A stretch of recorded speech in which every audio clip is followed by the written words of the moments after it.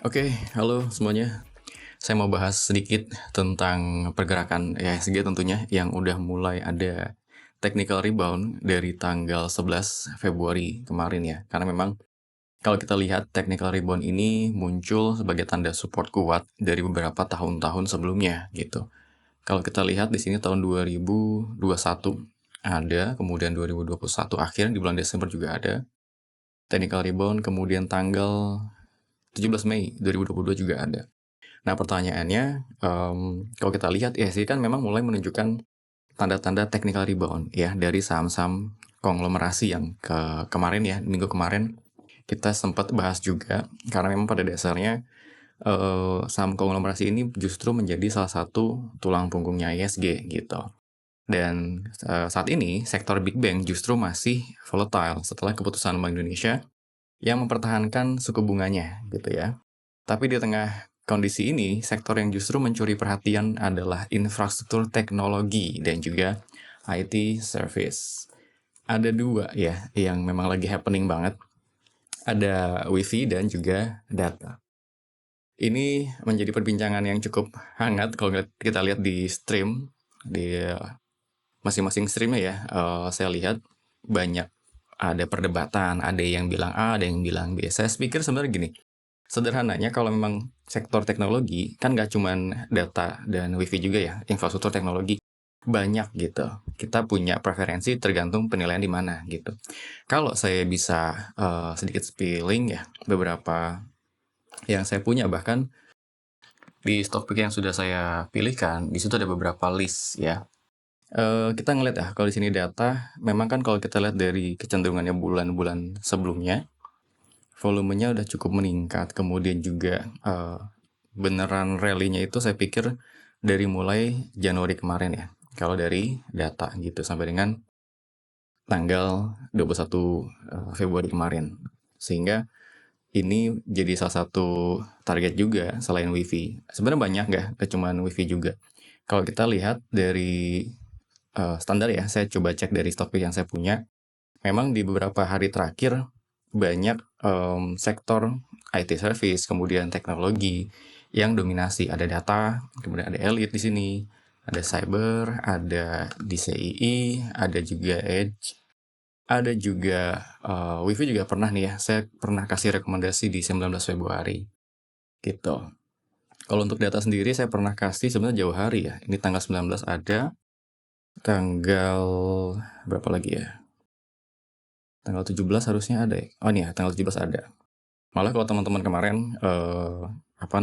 pakai stok pick saya, di tanggal 17 Februari itu sudah beggar, udah 129, sekian persen gitu naiknya. Jadi pertanyaannya, apakah masih relate kalau kita lihat dari keduanya? Tergantung teman-teman sebagai keputusan yang paling utamanya mau lihatnya dari mana, teknikalnya kah atau lebih panjang lagi dari fundamental mereka gitu. Saya coba sedikit review aja sih sebenarnya ya untuk kasih gambaran. Karena gini, kalau kita lihat beberapa hari terakhir kan memang data dan wifi ini jadi salah dua yang punya dominasi gitu untuk jadi perhatian para retail termasuk saya sendiri gitu ya.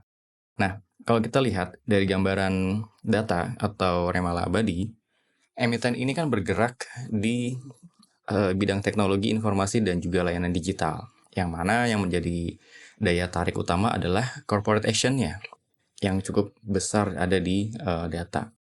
Terakhir yang saya tahu, Grup Jarum pernah mengakuisisi 40% saham data untuk mempercepat ekspansi perusahaan.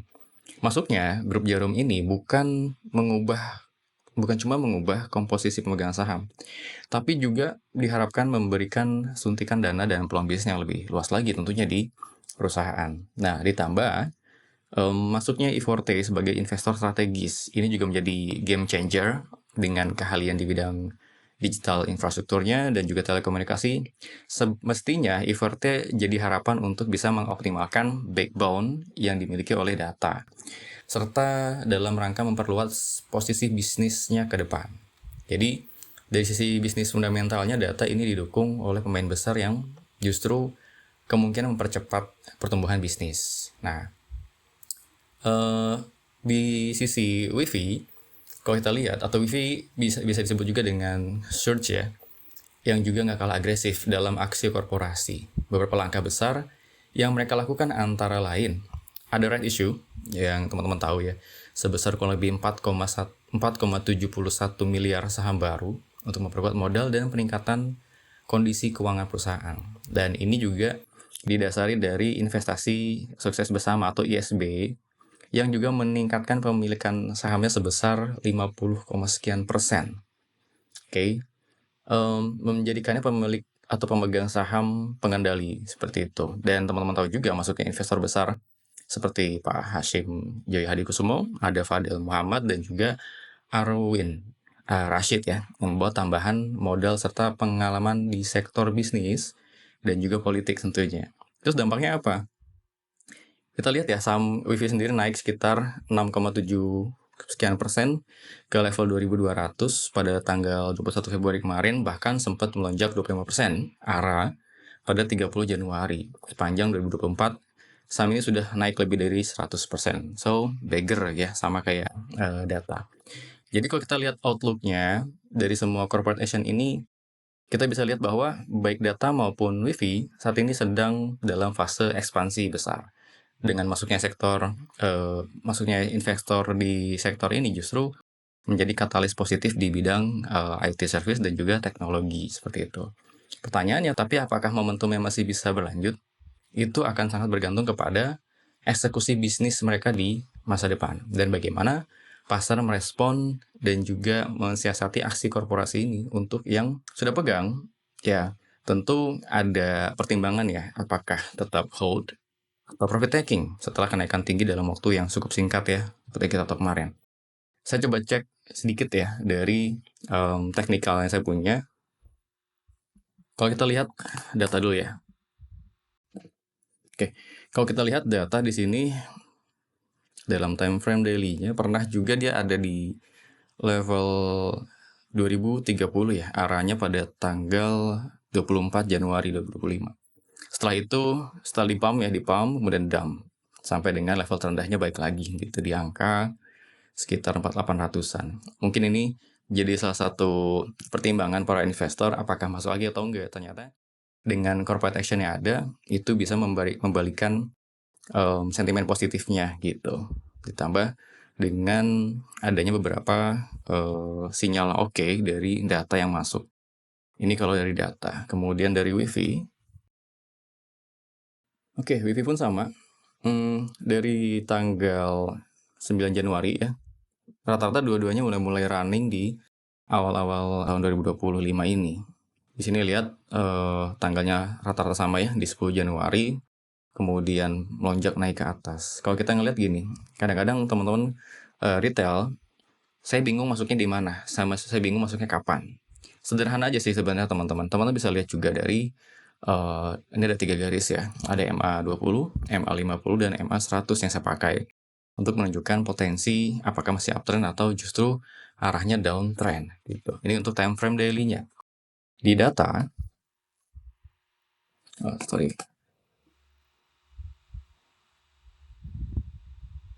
Oke, di data kalau kita ngelihat di time frame lebih kecil ya, lebih singkat. Oke, dari tanggal 17 Februari ini juga sudah cukup tinggi naiknya, tapi masih dalam posisi uptrend.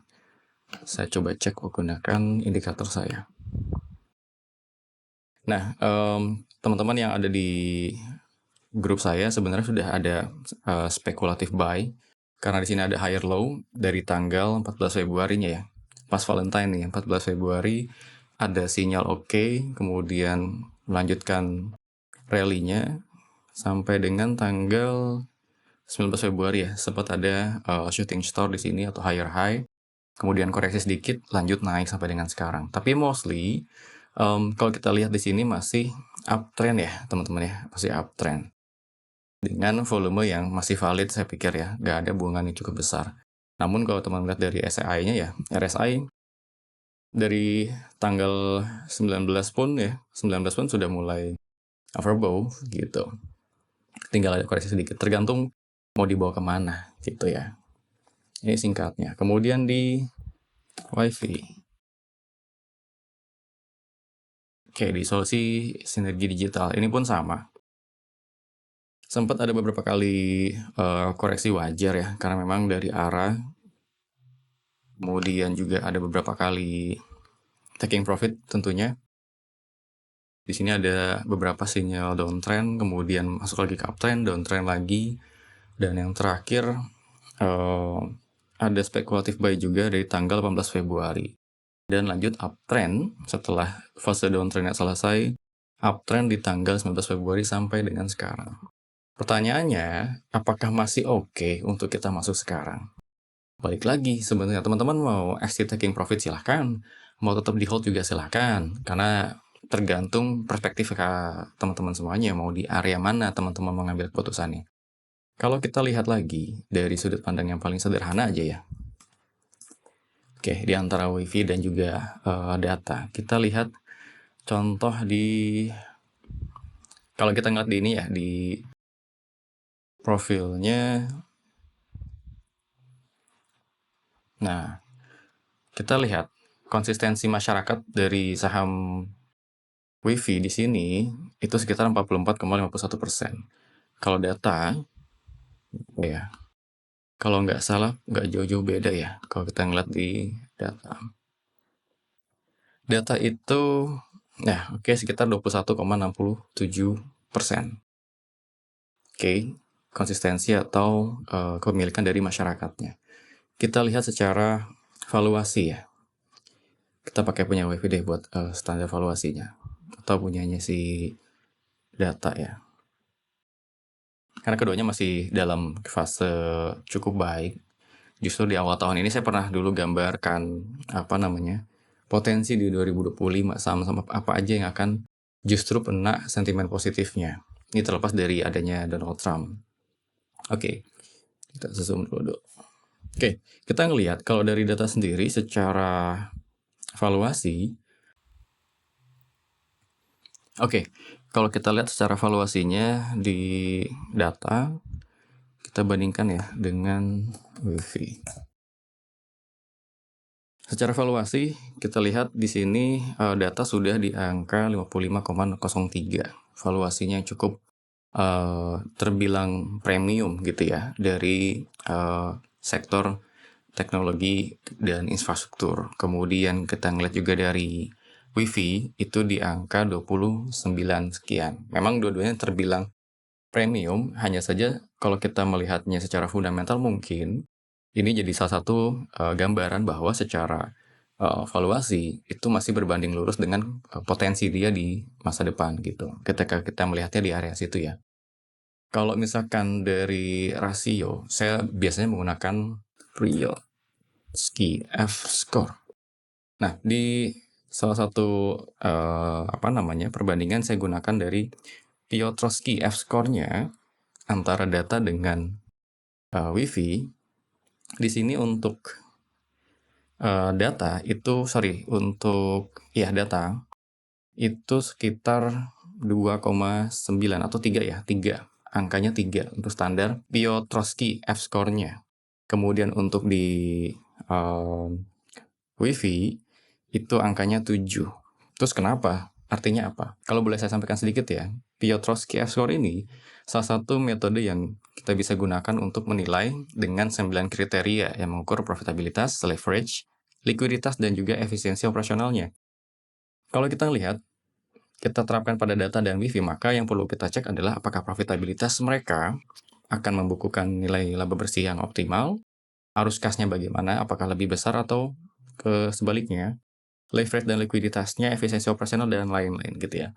Jadi secara garis besarnya kalau kita lihat skor dari Piotrowski F-score-nya ketika angkanya di antara 0 sampai dengan 3, artinya fundamentalnya cukup lemah. Jadi harus hati-hati.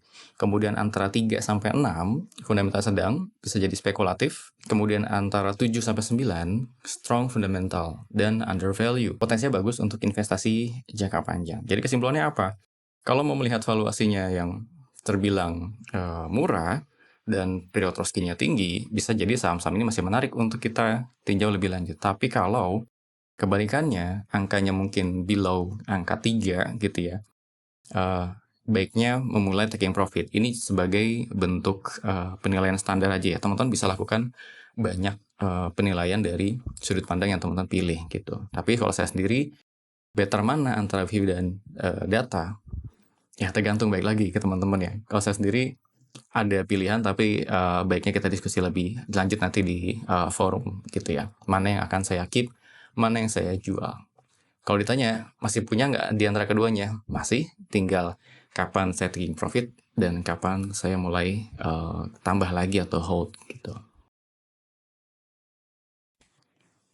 Oke, jadi pertanyaannya, apakah data dan wiki masih layak dikoleksi? Atau justru waktunya cash out? Karena dari segi corporate action, kedua emiten ini memang lagi agresif. Dengan investor besar masuk dan juga ekspansi bisnis yang menjanjikan tentunya. Tapi valuasi dan fundamental tetap jadi kunci. Jadi, teman-teman jangan cuma ikut euforia, tanpa cek apakah harga saat ini masih masuk akal, jauh dari koreksi, atau masih lanjut rally. Karena dalam dunia saham yang kita tahu, menang bukan soal seberapa cepat kita masuk, tapi seberapa cerdas kita ngambil keputusannya. Karena di pasar, yang bertahan bukan yang paling cepat, tapi yang paling siap. See you di video selanjutnya.